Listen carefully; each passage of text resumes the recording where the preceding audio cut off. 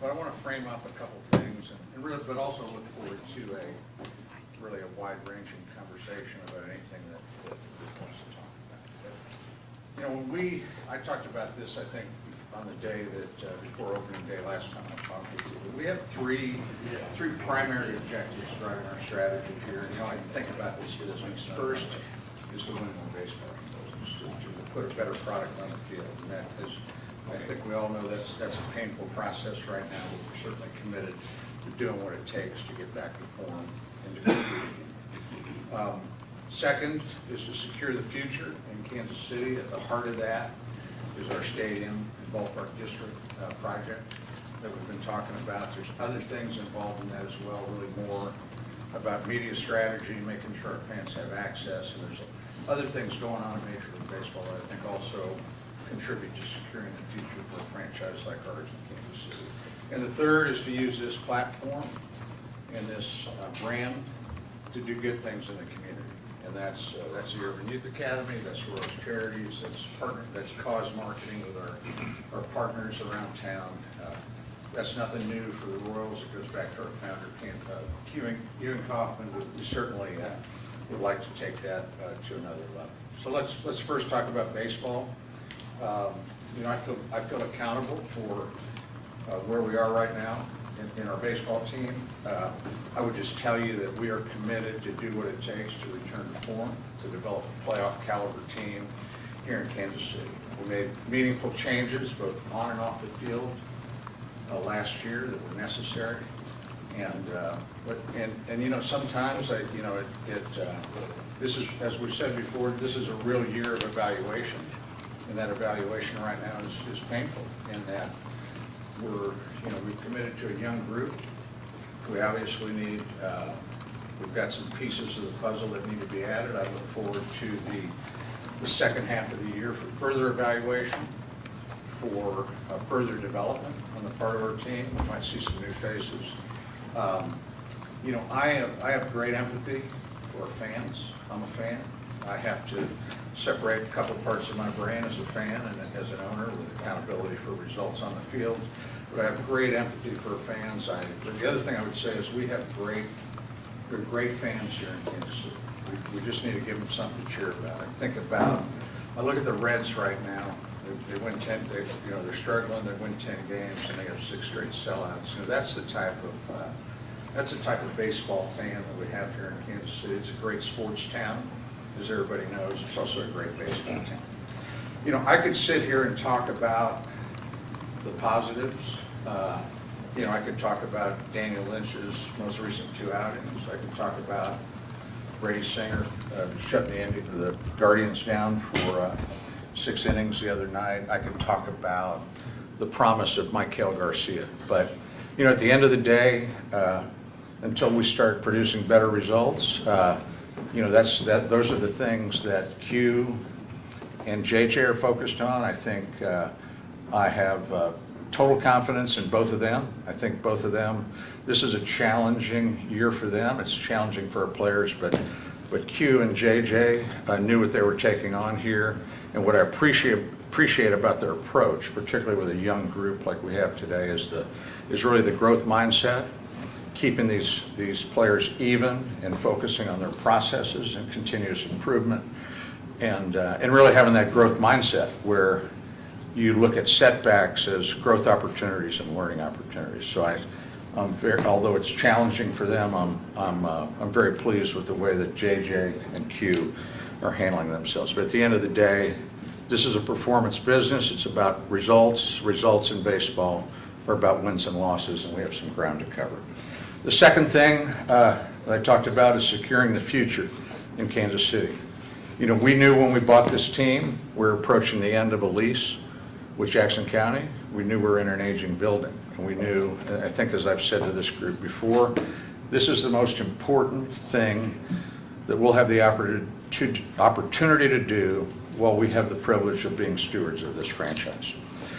You know, this will be the largest public-private partnership in the history of Kansas City.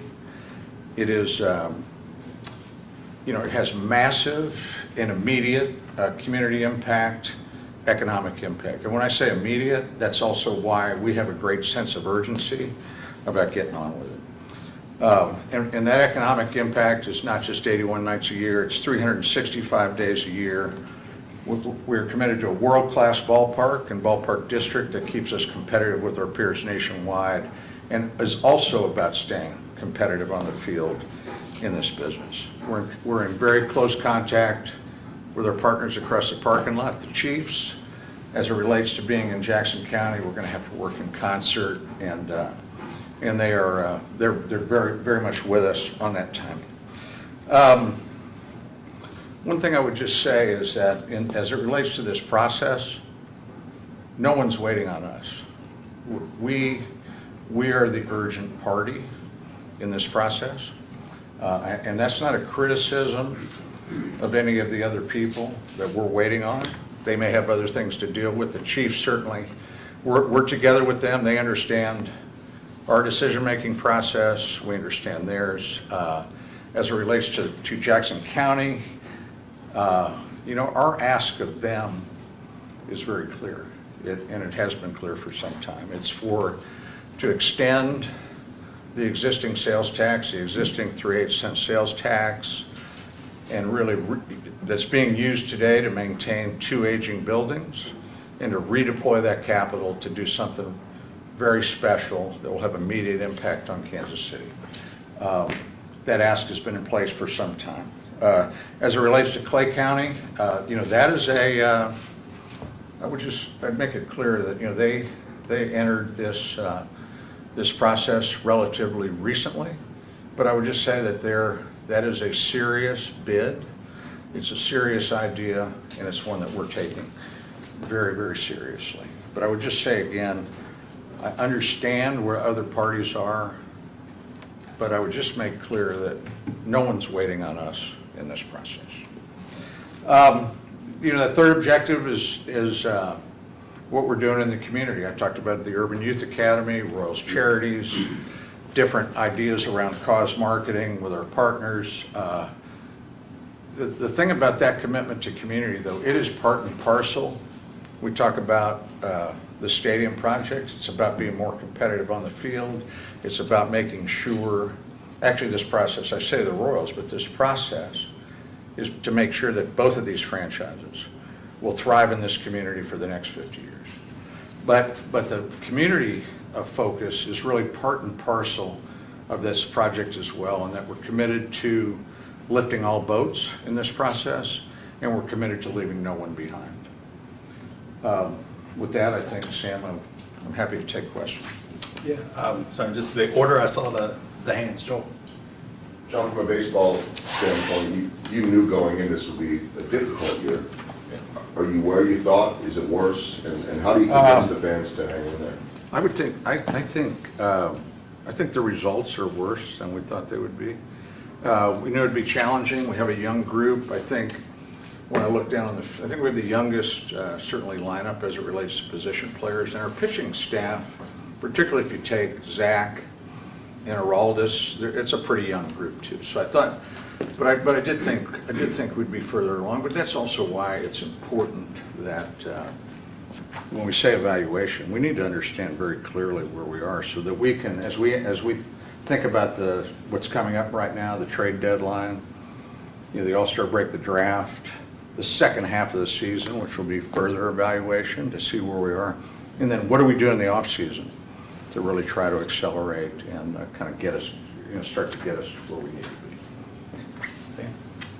John, you said just a couple of things, that no one's waiting on us. You know, having talked to some of the people you guys are talking with, they certainly perceive it that way, as if they were waiting on a site selection among other, what I guess that would mean you're waiting on something. What are you waiting on as far as trying to narrow down a site? Well, we're waiting on a few people that have, that we understand their reasons that they're not as urgent as us about this.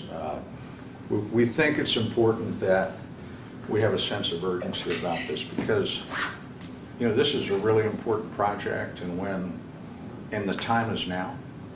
And I worry about I worry a little bit about getting bogged down and this process slowing down and losing momentum. You know, we're in a good spot right now. The polling is very positive, and the polling's positive both in Jackson County and in Clay County. But when you say other people are, why don't you give me an example? You know? Well, I mean, like, City Hall has expressed that they're waiting on a site selection from you guys before they move forward. They say that you haven't made a financial ask to them either. Who haven't we made a financial ask to? So at the City Hall level. Well, okay, so let me talk about where we are in the financial ask as it relates to Jackson County. You know, the extension of the 3/8 cent sales tax will raise between $300 million and $350 million of capital for each team with the extension. In addition to that, it will create an ongoing long-term maintenance fund like we have today, which is really important when you think about these projects. That's why these two buildings have stood the test of time. I mean, when you think about the ongoing maintenance and the renovation, that's why we've hosted an All-Star game, 2 World Series, and 5 consecutive AFC Championship games across that's a really important part of it. So we really need to know that that's secured. And when I say secured, I don't mean in the bank, but that we have partners that are ready to, and including the Chiefs, you know, put this thing on the ballot and get that. And then we are in conversations with the city and the state. You know, met with the governor, met with a number of people who were interested, and really but the 350 is really that kind of base financing. We'll have asks of the state and the city, and they if it's not specific, they certainly know the range, and then ownership will take the rest of that. Ownership will take, and so if you think about it, in round numbers, it's a $2 billion project. It's probably more than that when you think about infrastructure. Whatever we get from the public, we'll take the rest, and you know, and that number will be well in excess of $1 billion of private capital from ownership and our partners.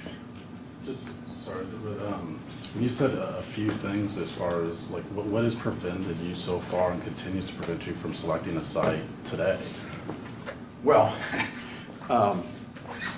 you know, we need to have confidence that about the financial structure of. And we're down to 2 sites. I mean, I think that if you study processes like this, I mean, I guess that's the other thing.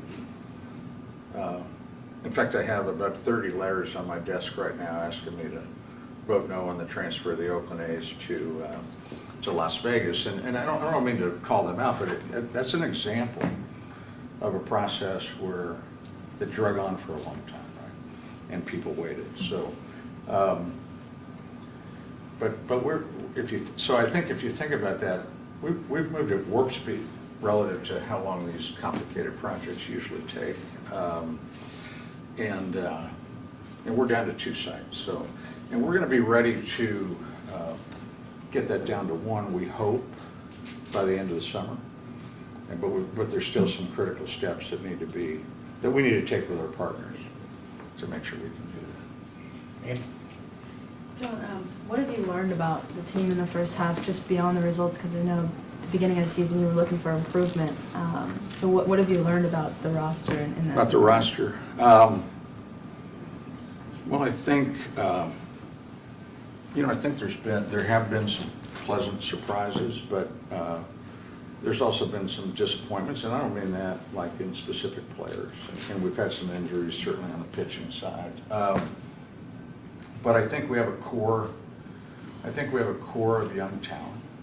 I think how deep that is something, you know, perhaps we thought it was deeper, but I think we need to continue to find out how deep that is, who are the players that are going to be the core of the next playoff team, and then we're going to have to go get some more, you know, either via trades, via free agency. Certainly want to make sure that we're developing properly. There's some positive.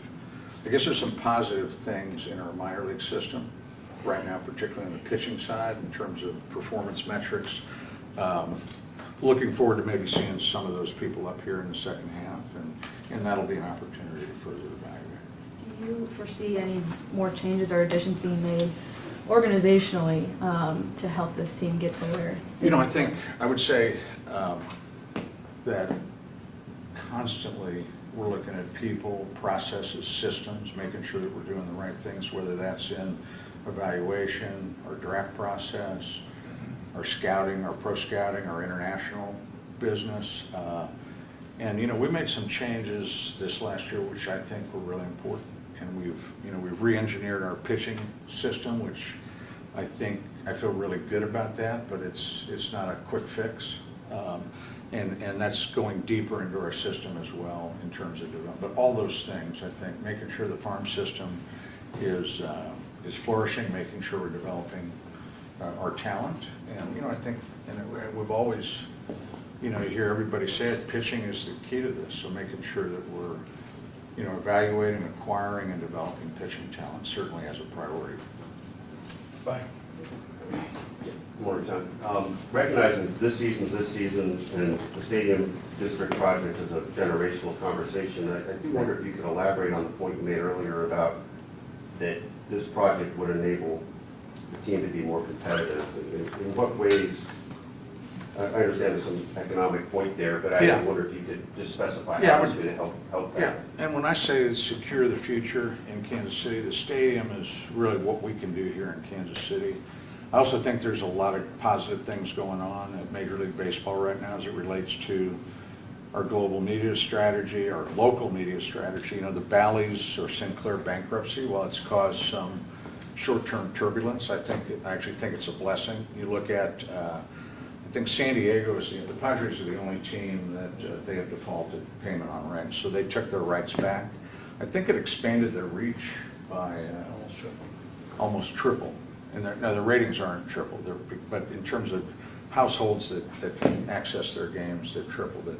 And so there's a lot going on there, but also when you think about, we're working on a lot of things at Major League Baseball around competitive balance, that global media strategy and different ways to share revenue will also enhance, I think will add to competitive balance and help a franchise like ours. But I look at the Atlanta Braves. I'm not saying our market's the same as theirs, but you look at what they did with the Battery and the revenues the impact on the company, on the team's revenues that's having, and they've utilized those dollars to really wrap up their core. I mean, if you look at Atlanta, they've wrapped up their future pretty well. Now, no guarantee that they'll perform at the expected level, but they have extended some of their key guys. So I think it creates that type of opportunity for us, that a new stadium will generate more revenue than this one does. In addition to that, we'll control surrounding real estate that will also generate revenue for the club.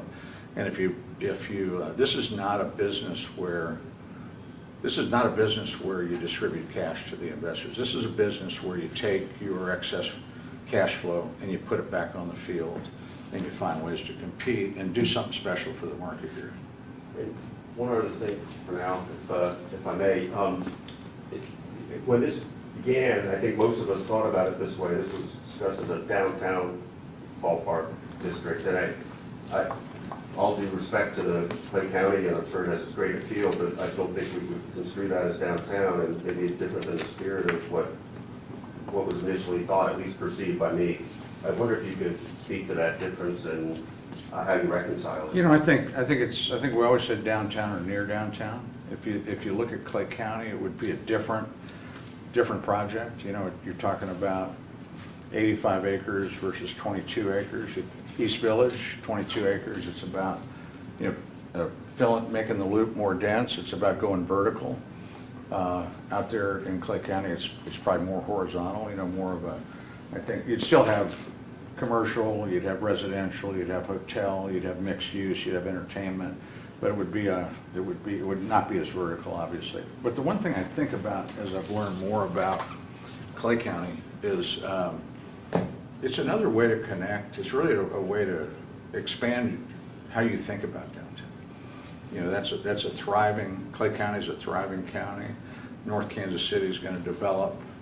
They're going to develop, I mean, the people that acquired that land, if there's not a baseball stadium up there, they're very comfortable owning that land. And there's lots of ideas about really connecting that community to downtown. You got the current on the other side of the river. There's thoughts about developing the other side of the riverfront, but it's just interesting. You know, it's a highly motivated, and they've been very creative about coming to us. But you know, we've been partners with Jackson County, and we've been in Kansas City for 52 years. We value that relationship, and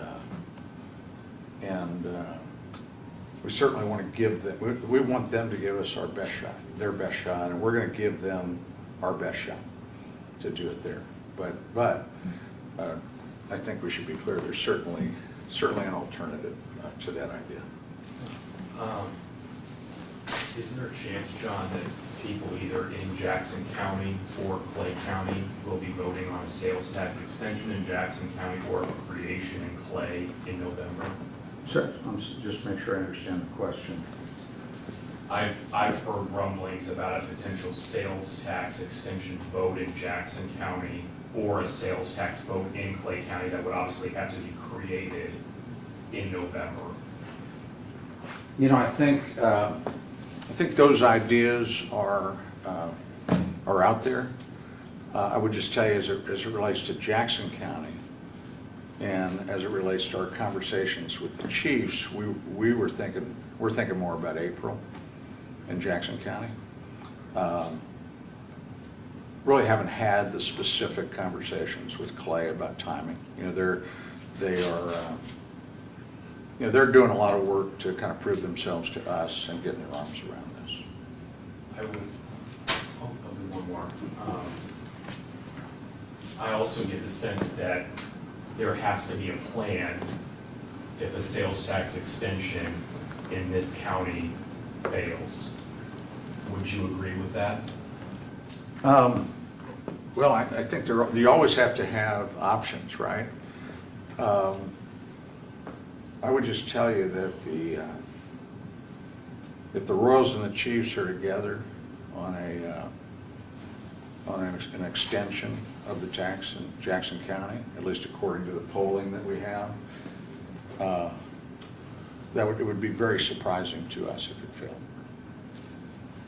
No, I mean, I'm humble about that because I think you have to, but I think the feedback that we're getting is that if the question is keeping these two storied franchises in this community for the next 50 years, there's major support for that in Jackson County. Mr. Sherman, in regards to the polling and everything that's going on, if there's a potential vote, whether it be later this year, next year, what have you, considering the level of the team's performance right now, a lot of people are kind of ishy on, you know, why do we invest in this team? Why should we put our money into it? What's your confidence level in this fact that maybe you should work on the team getting better first before maybe getting to the stadium or something? No, I think that's a fair question. But I think, you know, we're playing the long game here. You know, team performance is what it is today. We're going to do what it takes to get it back. But this is a 50-year decision. This isn't what's happening now. I do know that we have fans that I'm getting that feedback, right? Why don't you spend money on the team, or why don't you fix the team before you ask us for? Well, we're going to get that done, but we also need to make sure that the future is secure in Kansas City. Again, I think of it as for both of these franchises right now. So I know a lot of fans would probably be asking me, what's like a timeline where you're like, okay, if you're thinking about stadium first and team first or what have you, like, yeah. Is it 2 years, 3? I mean, because people probably want to know, like, all right, if I'm going to invest my money into this, like, how long do I have to wait? Because I'm not going to invest my money to see a stadium where the team is still playing like they are now. Yeah, no, it's fair. It's a fair point. You know, we're not. This isn't. If we start today, we're still playing baseball here for the next 4 or 5 years. You know, depending upon when we have a vote, depending upon when financing is available, we could be downtown or near downtown for either the 27 or the 28 season. So, you know, we're going to do what it takes to improve this team over the next several years. You know, this is, I know I'm not comparing us to anyone else, but this is exactly what the Chicago Cubs went through. This is what the Houston Astros went through. This is what the Baltimore Orioles went through. I mean, they lost 110 games just 2 years ago. it's what we'd call it evaluation, right? It's a deep evaluation, but sometimes to rebuild something, you gotta tear it down a little bit. And you gotta do, sometimes you gotta get worse before you get better. And I don't mean that we accept that, we don't take that lightly. This is painful. Every loss hurts. The great thing is about baseball is when you go home at night. I drive when I left here. What was the game we could get away the other night against the Guardians? That was a painful way to lose that game for sure. And but you in baseball, if you lose today, you get to redeem yourself tomorrow. If you win today, you can't wait to get back there and try to do that again. So it's just part of the process. Don't accept it. Everybody's on this 24/7, and we're gonna make progress one way or another. Kevin? John, it often is thought that the elephant in the room is what the Chiefs want to do. Yeah. How much influence do the Chiefs' plans have in the timing behind when you guys want to go to the voters? And what are the Chiefs telling you about when they're going to let people know what they want to do? I would say, as far as the specifics about what, I want to let them speak for themselves, but I would just tell you we're in close communication on this.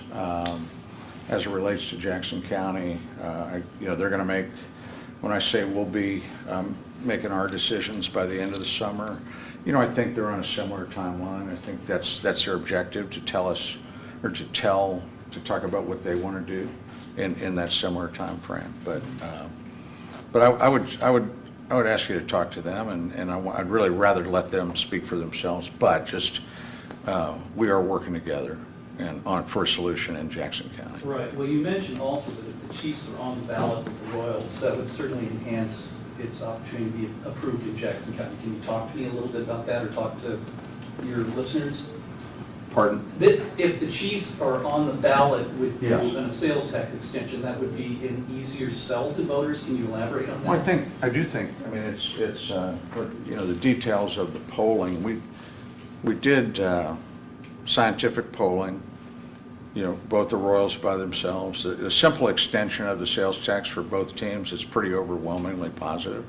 As you start to separate that, it becomes a little choppier because it's more change, and you haven't come up with the bigger solution. And the other thing about we're tied at the hip with the Chiefs here. Anything that we do to do something before the end of the season in 2030, the Chiefs have to approve. Anything they do, we would have to consent to, and then Jackson County has to be part of that process. So we're trying to get us all in a room and start rolling up our sleeves and working for a solution for both clubs. And that's good. Is that the primary hurdle to you guys making a decision about North Kansas City versus downtown Kansas City? Is it the primary? Is that the hurdle, or is it actually government folks that are keeping you from making that final Well, I decision? think I would say, look, I am, in a lot of ways, I'm sympathetic to both of them, but I understand where the Chiefs are. I understand that, we wanted to get this thing, that our urgency was greater, and they actually, I think, appreciate us being out there taking a lot of the bullets for this process. But, so they understand our decision-making. They were on a different timeline, but they also understand, that we have to work together. We have to work together whether we stay in Jackson County or whether we go to Clay County, if it's going to be before the end of 2030. And when I say work together, it's us, the Chiefs, and public officials from Jackson County. And one last thing, it's just to follow up on Vahe a little bit. Most people believe the downtown ballpark would reinforce all the investment that's been made the past 20 years downtown. Do you think that's not a valid theory? What is your personal interest in seeing downtown Kansas City thrive? Not North Kansas City, but downtown Kansas City. What's our interest? Yeah, again, with the idea that ballparks would build on the momentum that's been going on downtown for the past 20 years. Yeah, that's was our focus when we started this, from the time we bought the team. And we announced that we're going through our evaluation. We announced we're in a process, I think, in September of '21. We hired lots of advisors, public finance advisors, real estate advisors, architects, and I think that concept of rounding out the central business district and going vertical with corporate office, with residential, with hotels, with some retail and mixed use, green space, really make that a special part of downtown. And then, there's opportunity over in Paseo West. If you think about 71, and we thought about a lot of things, urban planning, neighborhoods, connections. So that was the focus. And if we end up in East Village, that'll be great. And we'll accomplish all those things that we, North Kansas City, because the process didn't move along, maybe at the pace some of us wanted. Some people are creative up there. They're entrepreneurial. They're willing to put capital at risk. And there's an idea up there that's, although Kevin, it's different from, East Village, and it's certainly something that could work for the Kansas City Royals. Dan. Mr. Sherman, I know for residents who live in Jackson County, they've invested obviously, like you've been to over the last 52 years. It seems as though, and correct me if I'm wrong, but it's almost as though it's a proverbial gun being put to their head on making sure that contact your local elected official that extends up to now. You've just said that you pretty much put a timeline on when you're going to make a decision. I believe you said at the end of the summer. That being the case, obviously conversations have been had with the chiefs. I know a few of us will probably ask Mark Donovan next month at training camp about this. But with that being said, what is Clay County offering that would make it more likable, for residents? Because if you're asking the voters here to extend it, they're expecting obviously for you to stay in Kansas City in the downtown area. But what is Clay County offering you all? Because I know you said if resident voters here in Jackson County extended, you'll cover the balance. What's being asked of Clay County? Well, I think it's a similar structure.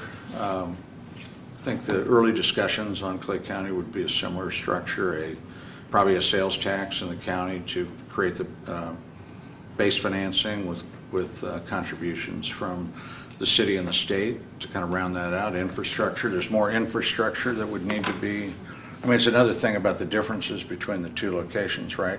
Downtown's got big infrastructure, big water, big sewer, big power, sidewalk, and egress and ingress. We'd have to do some work there, but in North Kansas City, there's some additional things that we need to do. But I would also say this, we didn't call on Clay County. We started a process. We engaged with Jackson County. We're still very engaged with Jackson County. I talked to Frank yesterday, and I talked to Mayor Lucas yesterday. But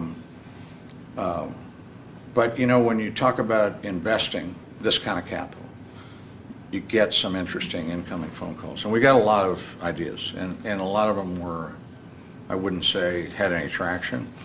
Some were good ideas, they were creative, the location was wrong. Some were just maybe flaky ideas. This one in Clay County was one that was interesting.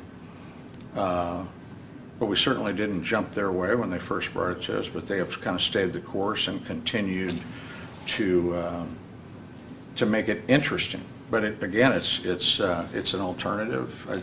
Now, these are both alternatives, right? So. But as you mentioned, though, you've had conversations, I would imagine, with both counties. That being said, you already know what you can get out of Jackson County, but for Clay County to even come into the conversation, it would have had to put some kind of offer or what they feel like they can get past with their voters.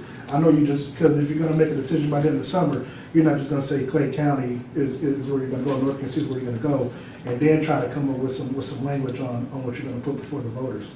In Clay County? Yes.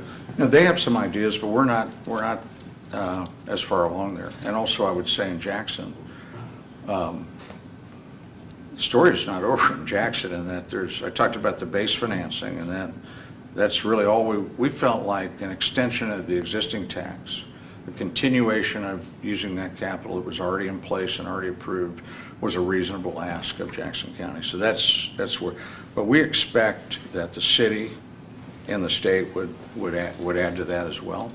And I would expect that both of them will be comparable from a financial perspective, if that's your question. And just one last question.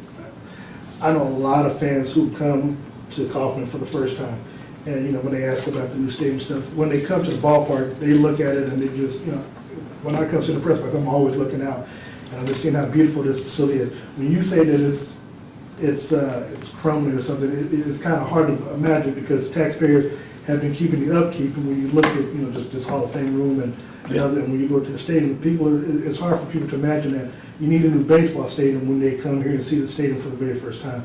When people ask you that, what is your explanation to out-of-town people who come in to watch the Royals and to see, you know, come to the stadium for the first time and they're trying to question, why do you need a new ballpark?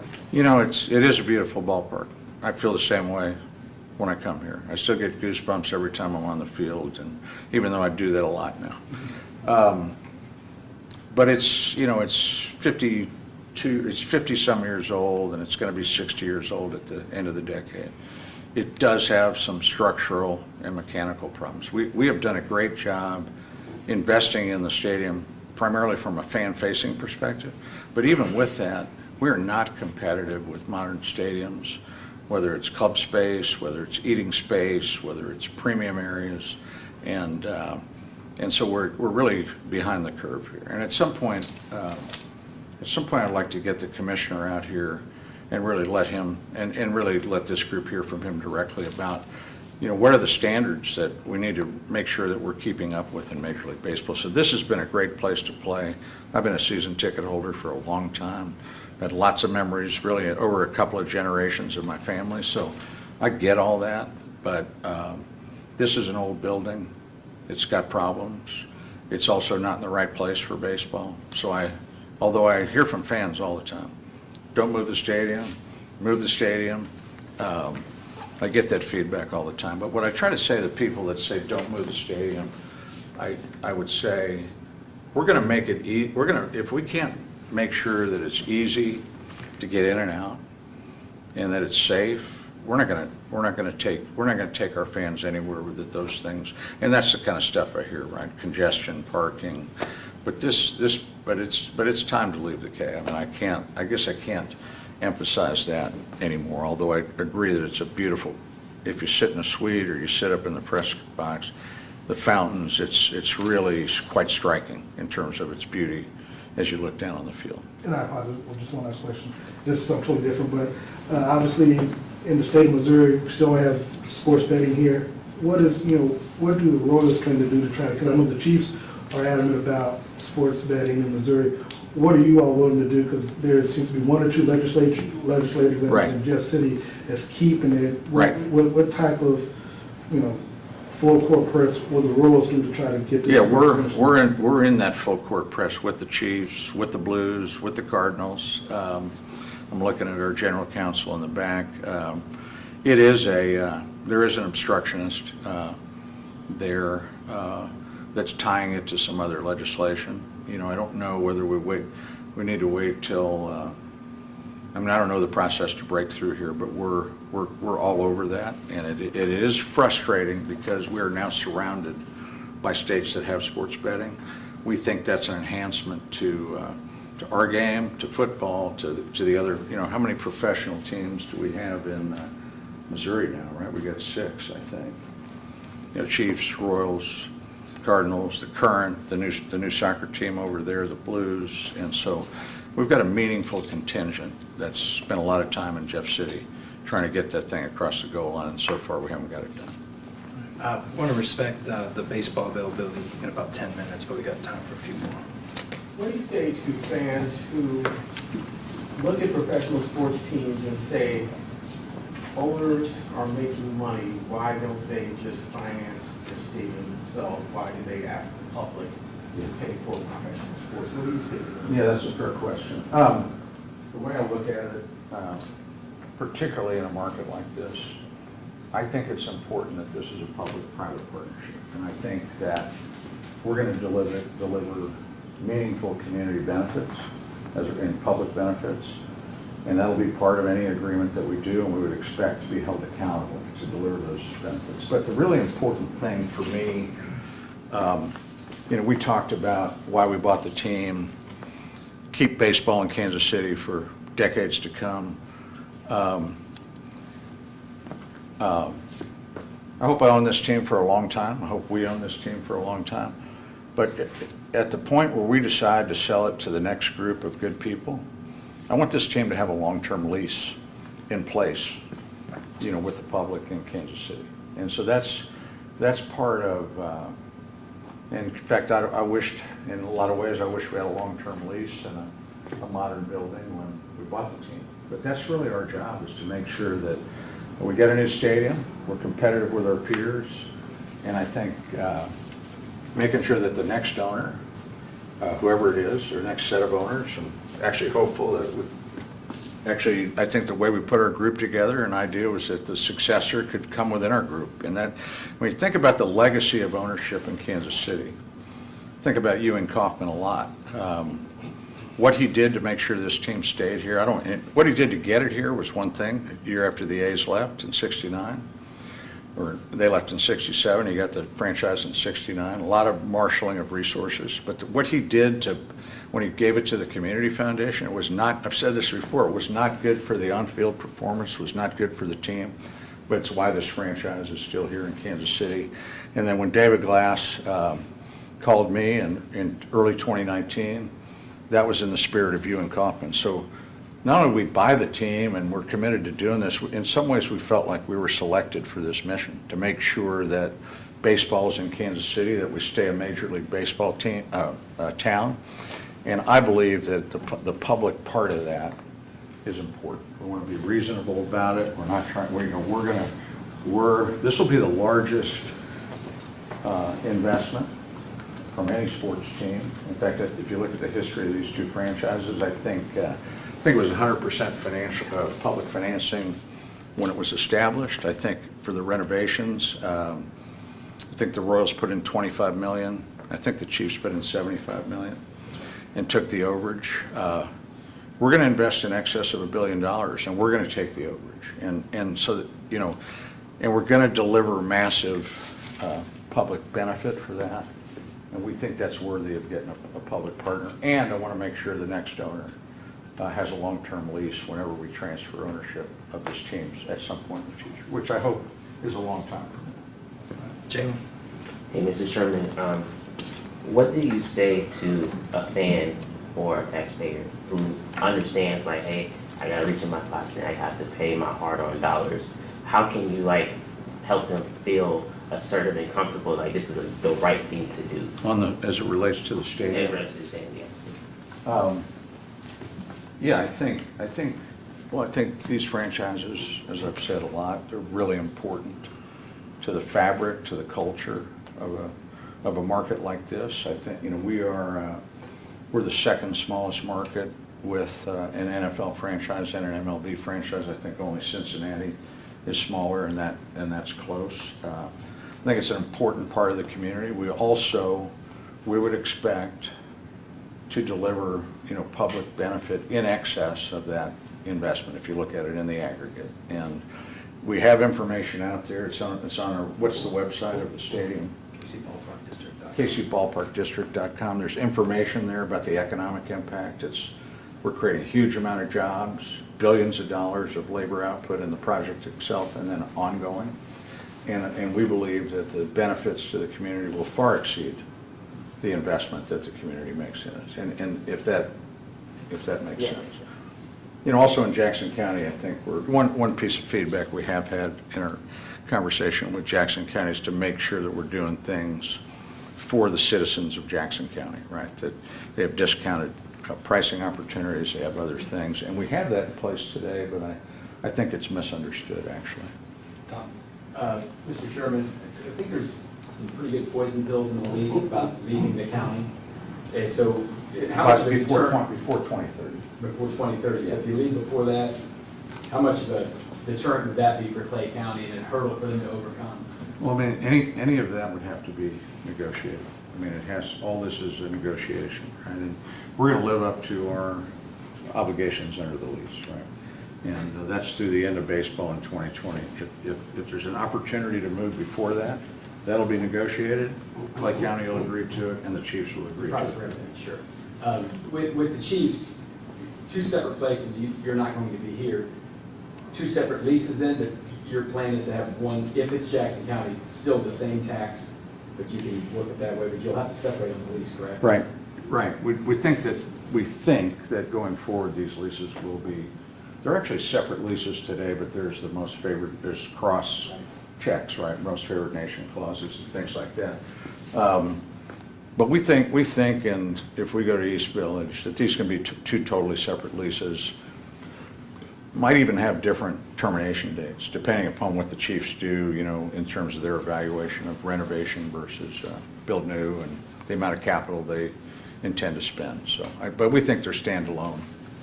Quick baseball question. You mentioned some of the teams that have kind of gone through this. The word tanking has been mentioned on many of them. You sit here today, kind of tear it down to build it back up. Are you guys tanking right now? No. You know, I'm not sure the definition of tanking, but... you feel what you're doing is different than what maybe the Astros did? Well, what I was saying, that they went through a lot of pain, and they did well in the draft. They developed their players. They won 2 World Series, and same with the, you know, it's just, and I see what, I think if you think about what could we do right now, and what could I have done in the off season, wouldn't have made any sense to go sign a big player until we know we have the nucleus, and we've got to have that nucleus, and then we'll figure out what the remaining pieces of the puzzle are, and we're going to be more than willing. We're ready to spend some money, but it's about really the missing pieces of the puzzle to make sure that we're ready to compete and get back in the postseason. All right, guys, we got Clubhouse open in just a couple minutes. John will talk plenty going forward. We finish up with Greg. John. Yeah, Greg. Thanks, Sam. This is in regards to your remarks on community. There appears to be some labor issues with service employees who work in the community that you're trying to connect with. There is no community benefits agreement, nor does there appear to be any negotiations for a community benefits agreement. And there are issues with the Urban Youth Academy. How concerned are you about the optics of those community issues? Well, I'll try to jump in the order you asked. As it relates to the labor negotiations, that's a labor negotiation. I mean, it is the idea, I mean, we are negotiating in good faith. We treat our employees extremely well. You know, it's not unusual, and it's not a criticism, but it's not unusual for labor unions to kind of go to the media and try to negotiate in public a little bit to bring pressure. They also, that group, I think, tried to, in that media release, they also tried to tie it to the stadium. It has nothing to do with the stadium, the negotiations with them going on right now. So I would say that, I mean, our labor, I would refer you maybe more specific to our labor people, but that's been a good faith negotiation. I think we're on the cusp of, in fact, I think we've already settled a couple of those agreements. I think we are settled on wages, and I think they're going to be really happy. In fact, I know they're going to be really happy about the result. But I would not, I don't, you know, I read that stuff about, look, when we were at our most difficult period financially, right when the pandemic started, you know, we didn't lay off anybody, we didn't furlough anybody.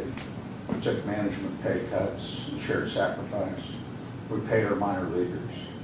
We turned the Urban Youth Academy into a community center, a vaccine clinic, a polling place. We created opportunities for children that couldn't go to their buildings to keep their education going. So and as it relates to your other, you had Urban Youth Academy, what was the other one? Community benefits agreement. Yeah, the community, you know, that's, the details of that are actually premature. You know, we definitely are working on the structure of a community benefits agreement. It will be one that's, I think people, there's always negotiation in that, but in terms of We have a commitment to be kind of first tier as it relates to minority minority and women-owned businesses. We're sensitive to, we're listening and we're hearing, the people that are paying attention to us because of this project, whether it's livable wages or dignified housing. Those are things that we're sensitive to anyway. So, but I would say on the CBA, the collective, the community, that's premature. I would say the labor negotiations are normal course, and they don't reflect the way that we treat our people. I would just say that emphatically. And I would say, look at our behavior, not just what I say. And then as it relates to the Urban Youth Academy, that's a really important part of our mission here. And we're going to get it right. I'm aware of some of the concerns about, the baseball play down there, who's playing it, but we're going to get that right. That's an important part of our mission. And we continue to do really good things over there.